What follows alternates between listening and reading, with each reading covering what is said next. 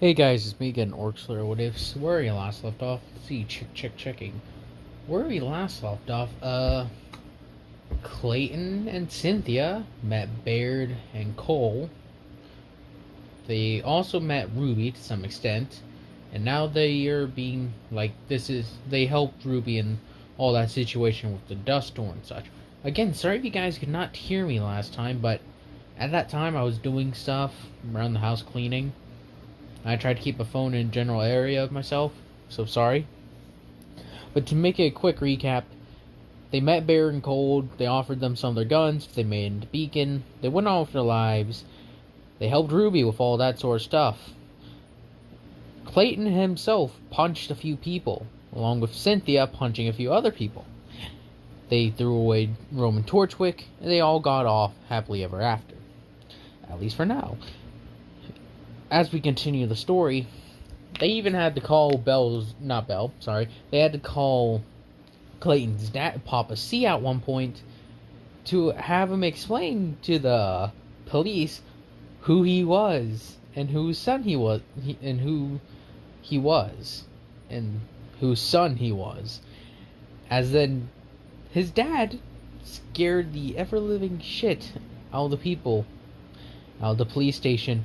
As like, yeah, we're not gonna mess with that. As they just like, alright, you're free to go. Ospen then comes in, it's like, shut up, bitches, it's me. No. He comes in with his like all nonchalant attitude. He's like, you two will be allowed into Beacon. Welcome. As then he leaves. It's like, well, I guess that's the end of that. As he even complimented Clayton on the design of his weapons, classifying them as actually pretty well done, that Atlas would actually probably like to buy them. Or the design for them. Who knows? Anyways, as we skip forward to the date of Beacon, as Cynthia and Clayton are standing on that little, like, Zeppelin thing that they rode in on, they actually see Ruby again as they approach her, and they're like, oh, hey, Ruby, it's been a while. As she's like, oh, wait, what? And she looks over and sees, oh, it's you guys from the other night. How's it going? It's like, oh, we're doing good.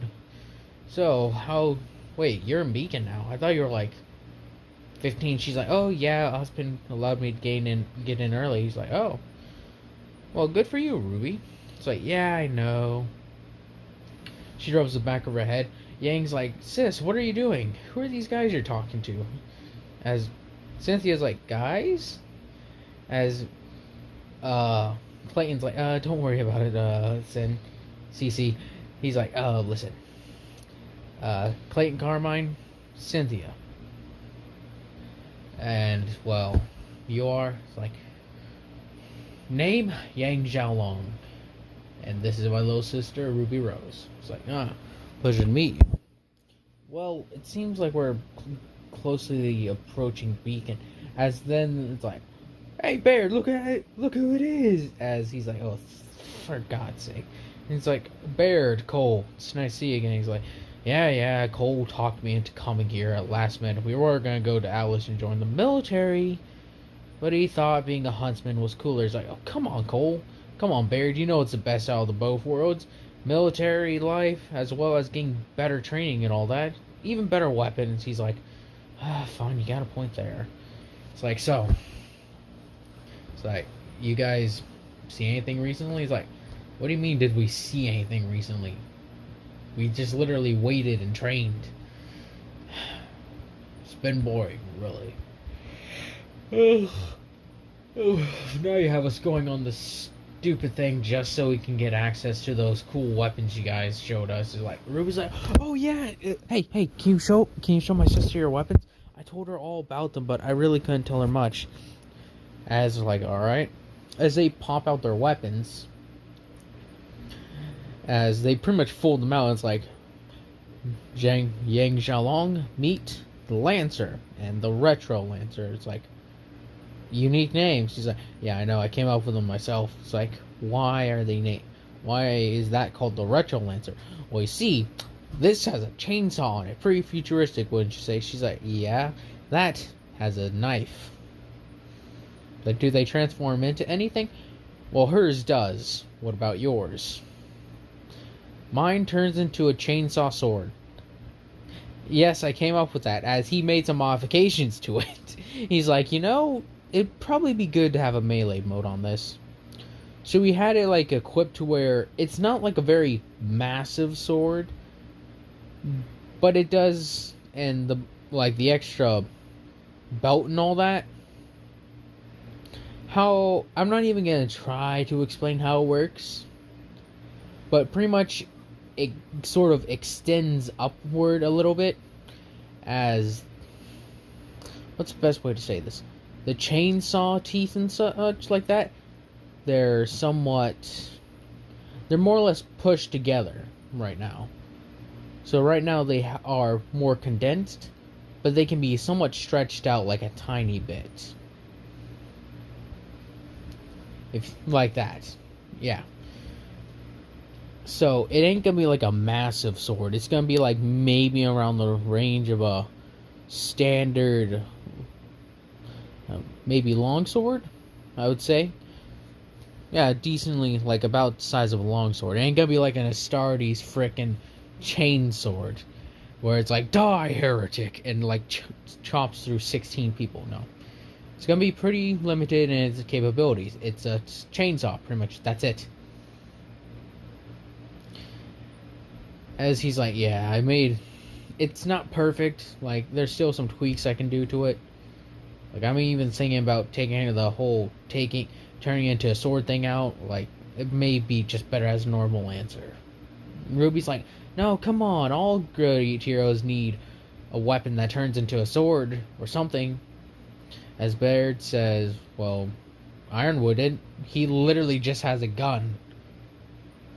And what about Professor Osmond? Yeah, he just literally has a cane. What about Glinda Goodwood? She just has a riding crop, and her semblance does most of the work.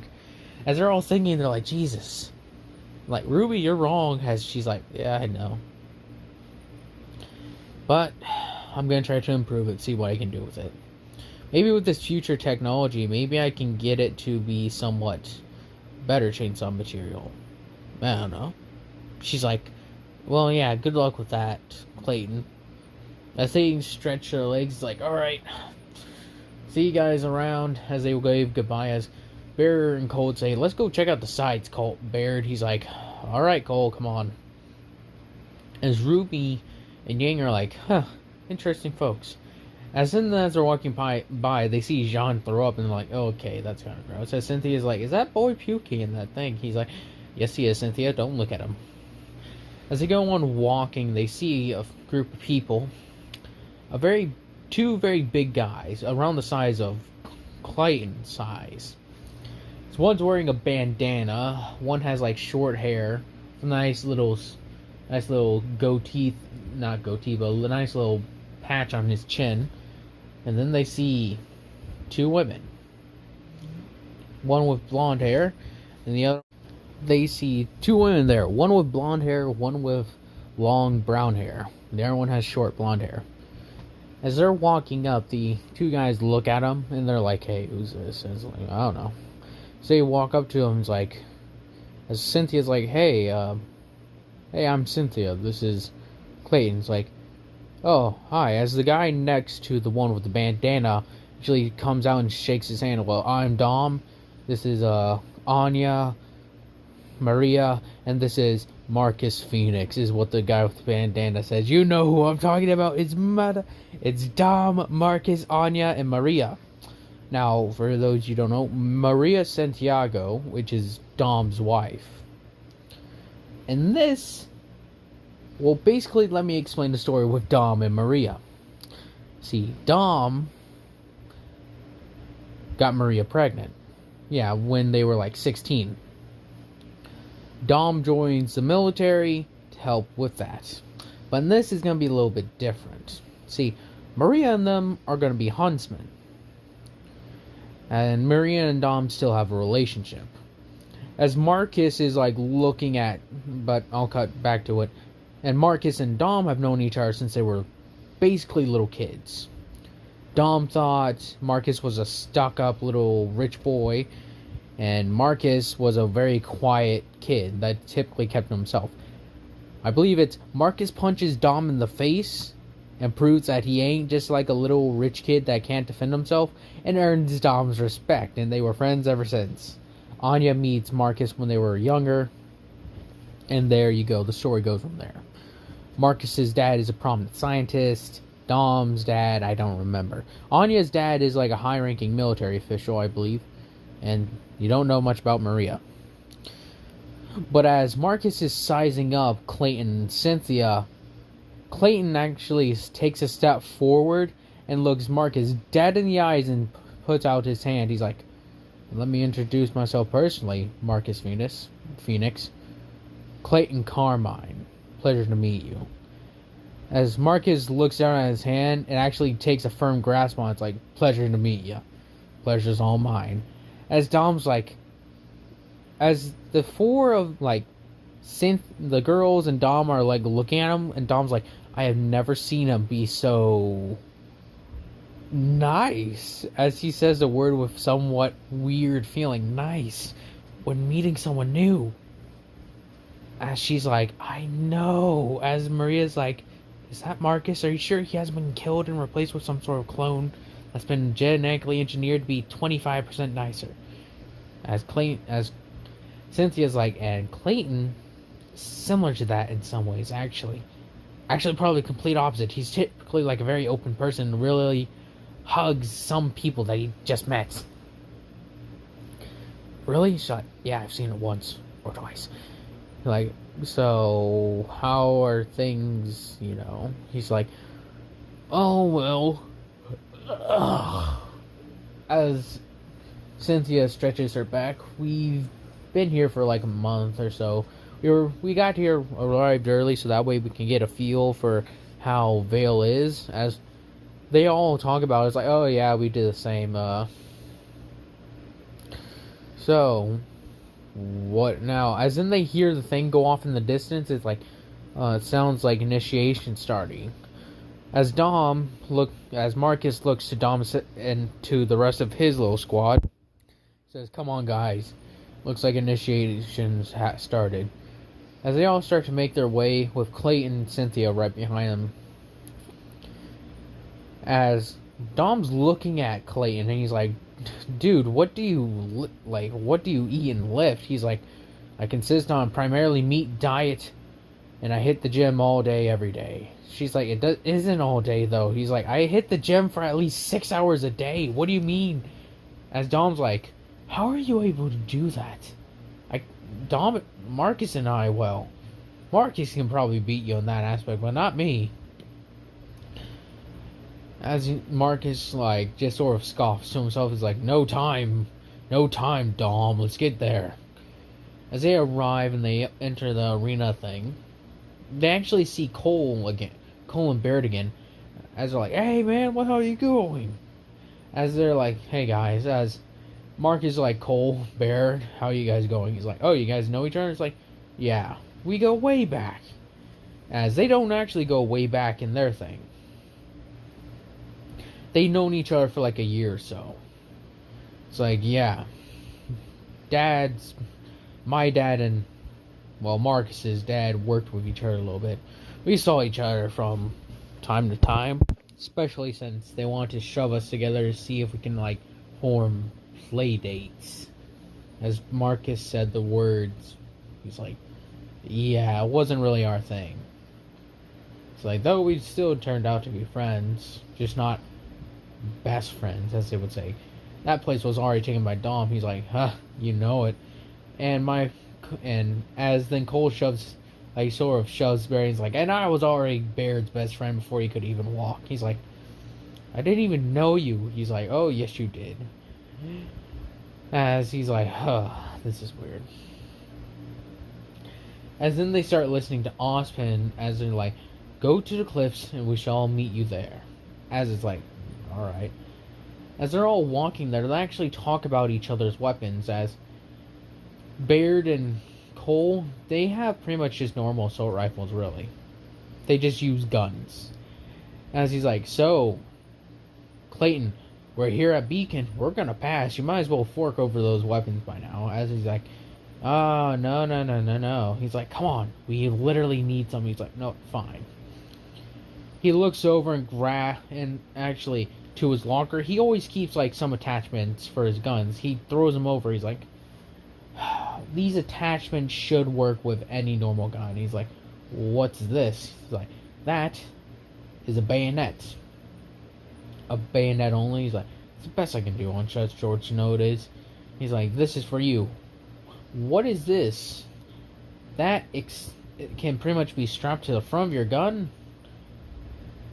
It's pretty much a grenade launcher. As Baird's like, this is actually cool. He's like, yeah, just as he throws like a belt, like a bandolier of grenades, those contain dust particles.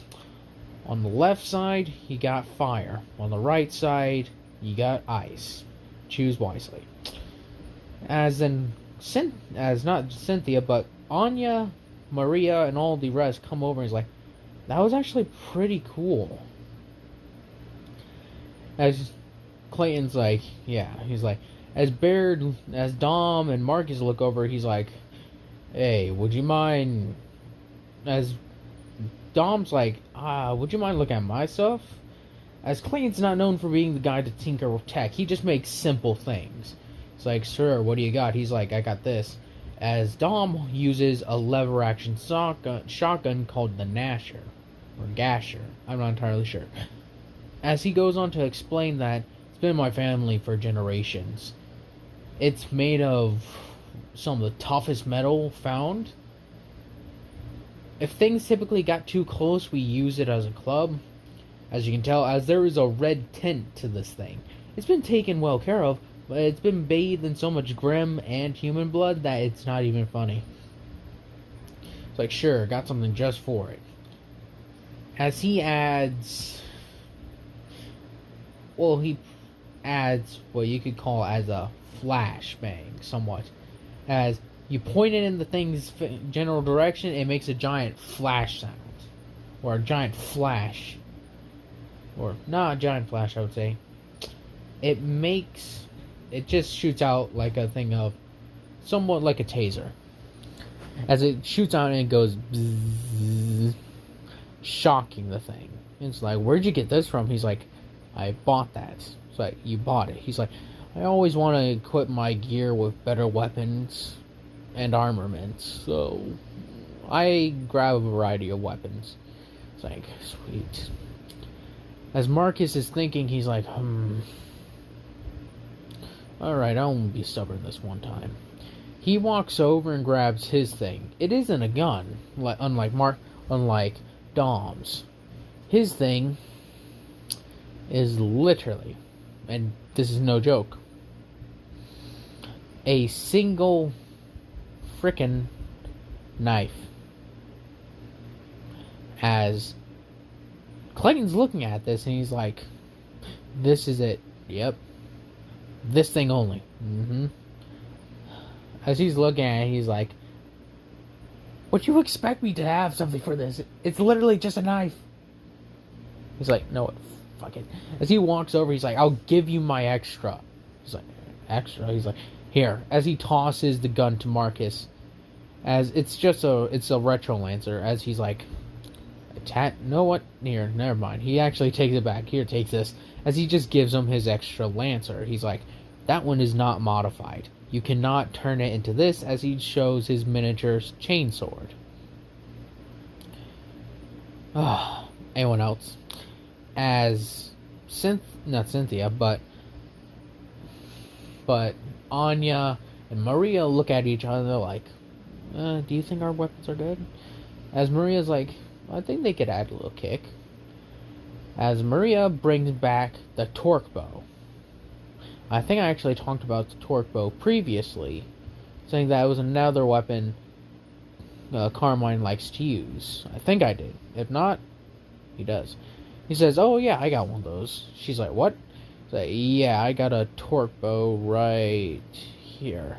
As he really just carries a few different guns. He's like, it's a good, reliable weapon. I won't be bringing it with me, though, this time.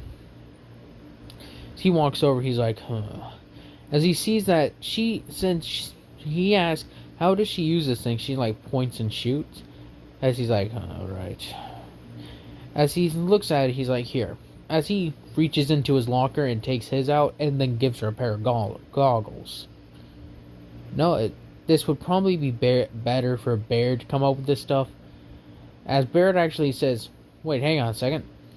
As he walks over, he's like, do you even know how to use, like, see the trajectory with this thing? He's like, no. He's like, that's what I thought. Hey, hang on, there, man. As Barrett actually walks over and grabs a pair of his goggles, she's like, goggles? He's like, these goggles, for your information, actually keep trajectory of certain weapons. It analyzes the components, reaches max draw strength, and all that sort of thing. She's like, whoa, really? He's like, yep. She's like, how many shots can this thing hold up? It's 6 shots per thing. 6 shots only? She's like, yeah. Does it turn into something? She says it turns into a scythe? It turns into a two-handed scythe.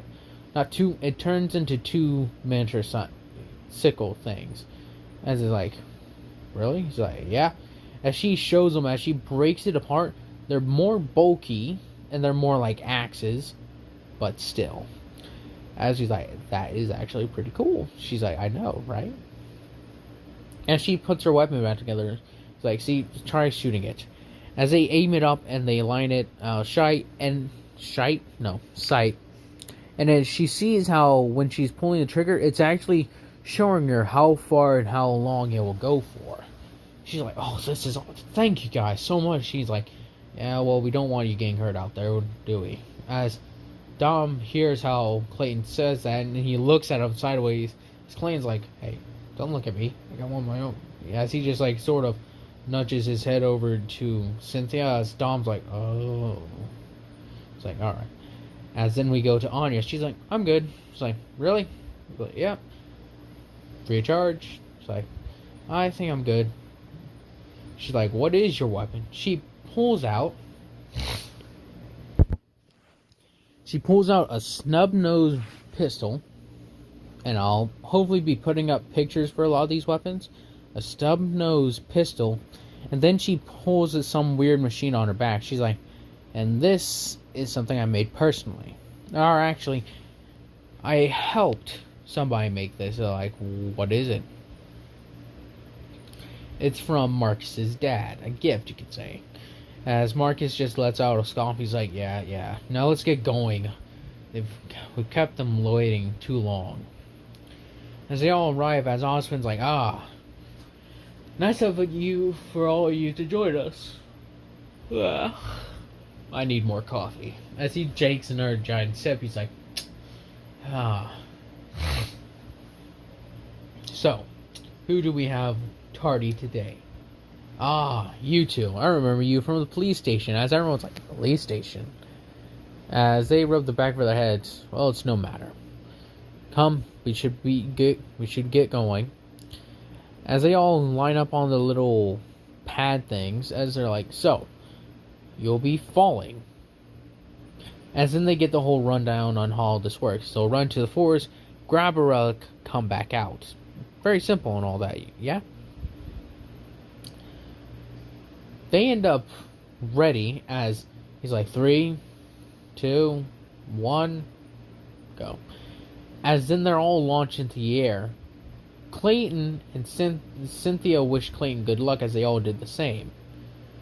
As they all land, Carmine has somewhat of a hard landing, as he doesn't have anything to stop him. Cynthia had something to stop her somewhat, as she went to a tree and took the spear as she used it to somewhat make her way around the tree. The rest of them did their thing. As they all hit their trees separately, as it's like, ow, my spine. As Clayton's like, alright. As he's like, yeah, my leg's somewhat dislocated. As he lifts himself up and slams himself down on it, she's like, that's better. Go. As he gets up completely, he's like, my hips will never forgive me. Oh. Let's see how everyone else is doing. As he gets up, he actually taps on his communicator in his helmet. He's like, Cynthia, that you? She's like, oh, hey, Clayton, how you doing? He's like, I did fine. I'm gonna start heading to that relic thing place. She's like, the ruins. He's like, yeah, whatever. Let me know if you find somebody else. I actually would prefer to have you on my team this year. She's like, same here, Clayton, but you heard Ozpin. The first person we make eye contact with, the one we're staying with. Oh!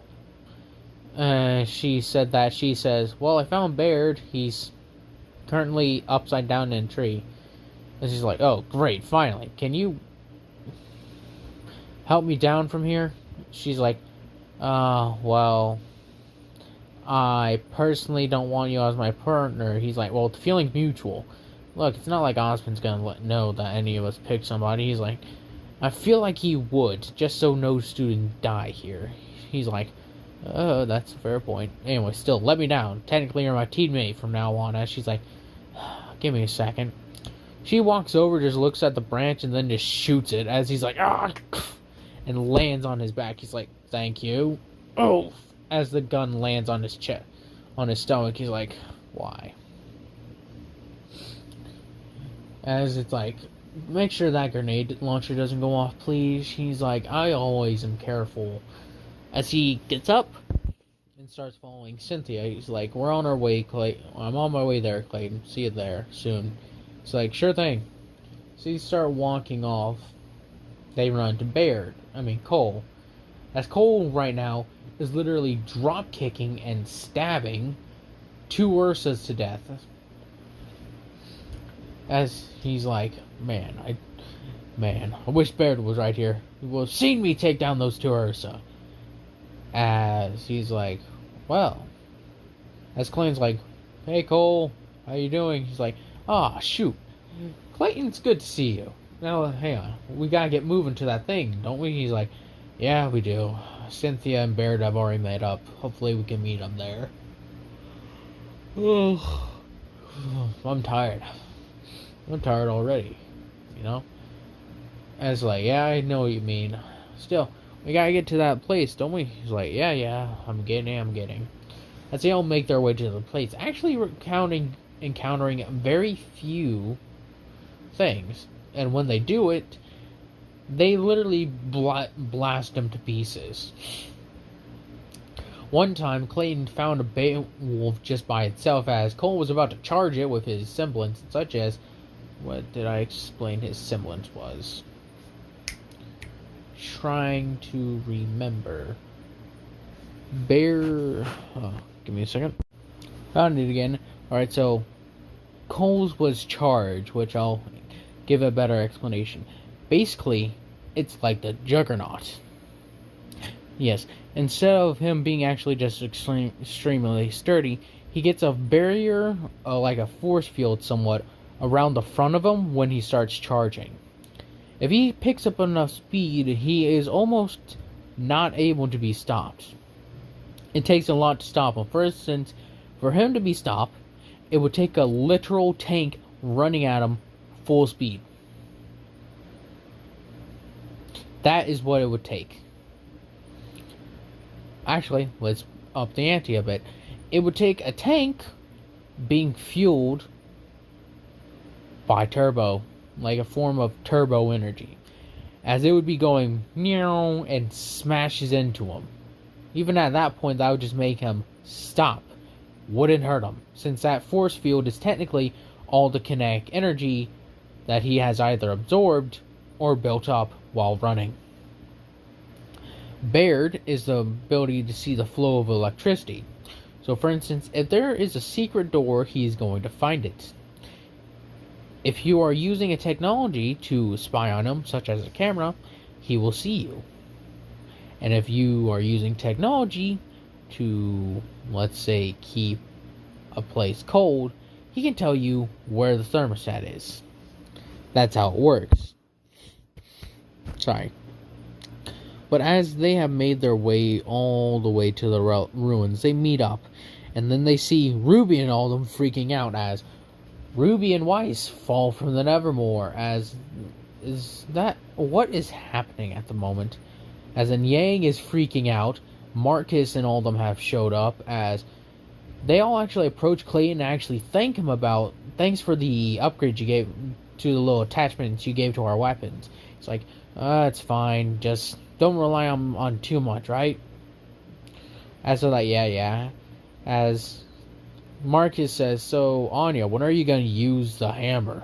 She's like, I'll use it when we have a need for it. Literally, I'm not gonna waste it. This thing only has so much charge. She's like, what is it? The hammer, designed by my father, is a portable laser. What kind of laser are we talking about? Are we talking about like a bzzz or a bzzz, as Cynthia is actually making the sounds. As Marcus says, it would level a city. No, not a city. It would level, as he looks around, that ruin right there if we just stood here. She's like, level it with that thing alone. So, yep. What does it do to Grimm? Well, my father sent it out here with Anya to field test it. His theory is that if we pointed at that force and there was an army of Grimm hiding in there, we swiped it back once or twice, we wouldn't see an army or force anymore. As like, that is something. It's like, yep. My dad builds some of the best weapons Vale has seen, as well as Atlas. It's like, yeah. I thought your dad wanted to attach that to some sort of like giant satellite death thing. He's like, they do, but that's a lot of money that we don't have. That Atlas or Vale doesn't have the money to spend on. So you can see our predicament. As like, okay. So, what are you guys gonna do now? We already got our things. As they show them their things, it's like, oh yeah, gotta go grab ours. As they walk in and grab their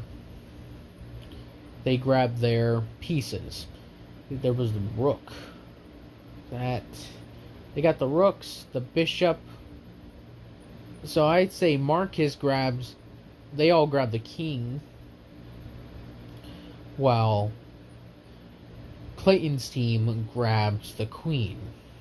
It's like, well, as they're all like talking with each other, they see the horde of Grimm starting to approach them. As they're like, oh, this is gonna be shit, isn't it? As Pyrrha, as all the teams are there, as RWBY starts trying to coordinate all of them, as Clayton's like, actually listen to the girl with the red hood. She seems to know what she's doing. As is like, Clayton, Marcus, right? And Clayton and Marcus, was it?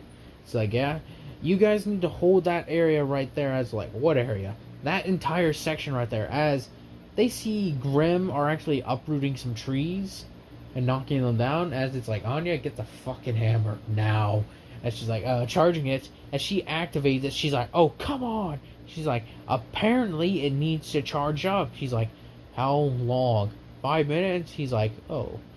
As Clayton says, as he activates Iron Wall, he's like, as his foot makes a giant smash into the ground, he's like, I think we can buy you that time. As it says, Cynthia, let's get this party started. She's like, couldn't have said it better, Clayton. As goes like, yeah, let's get to it. As Baird's like, well, at least I get to test this grenade launcher. As like, well, today's a good day to die. Hey, Marcus, he says, I don't plan on dying today. He's like, yeah, neither do I, but you never know. As they just start lighting up the forest in front of them. As there's just a constant expenditure of guns, bullets, explosives, anything really. You even see Marcus and Dom use their semblances. Marcus's is actually a pretty weird one. His thing is known as aggression. Now, he gets very aggressive, but that's due to a semblance that he's very aggressive with what he does. But here's the thing. It's somewhat of a support role. What he does is that he is a very aggressive person by nature, like I said, due to a semblance. But the thing is, with his aggression leaking outwards, it grabs the enemy's attention somewhat. So what it is that he draws the enemy to him. He's like that ability in a game where you can say it draws the attention to the enemy to oneself. And that's what he is. So he's the focus point for all the attacks. Well, Dom's is not inspiration. What his is called gardening. And what before you say anything, yes, gardening. He can grow somewhat of a barricades, you could say, from the ground, from the earth, yes. As he throws a couple of seeds and forces them to grow up, they are made of wood pretty much, and they are very strong. As Dom looks at the thing and he sort of plucks a tomato off, he's like, just right. You get, all of you who are out there who get the reference, I clap for you. As he's like, hey, as he throws a tomato in the Grimm's eye, as we skip to Anya and Maria. Anya, right now, has not really unlocked her semblance yet. And Maria, hers is comforting presence, as she can typically just use it on a few people at a time, where she helps them calm down. None of these people need that at the moment. They're just hyped up of being able to kill Grimm. As they're all just saying, yeah, oh, come been to the slaughter, you bitches, is what Cole says. As Anya says, the hammer's charged. As Marcus says, alright, let it fucking rip. As they all bend down, as she just sweeps the laser across, as it's like, and it cuts them all down. As they come back up, that side of the force they are on, there is no longer a force. There is no more Grimm. There is only destruction. As Clayton says, you had that tucked up your sleeve the entire time. As then she ejects the round clip, the clip of it, you can call it. As then she loads in another one. She's like, it's gonna need another 20 minutes to charge up another shot. As Marcus says, I don't think we're gonna need another shot. Look at that. As they see Pyrrha and her team, as they all have torn down the Grimm. They go over and they look at Ruby as she's standing on top of the hill where she cut the head off of a Nevermore by running up the cliff. As they're like, now that's all inspiring, wouldn't you say, CC? It's like, I would say, Clayton. As she says Clay, as she leans up against him, as he deactivates his semblance, as he's like, God, as he feels the pain where he was hit by quite a few things. As Marcus had to take out his knife and lodge it in Grimm's eye to save him. As he's like, thanks for the help, Marcus. As he shakes his hand, pleasure's all mine, Clayton. As they all are heading back to Ozpin. And I think that's a nice place to end it off at. I hope you guys have enjoyed this. Hope you guys continue to enjoy this. Hope you guys have a nice day, nice night, nice life.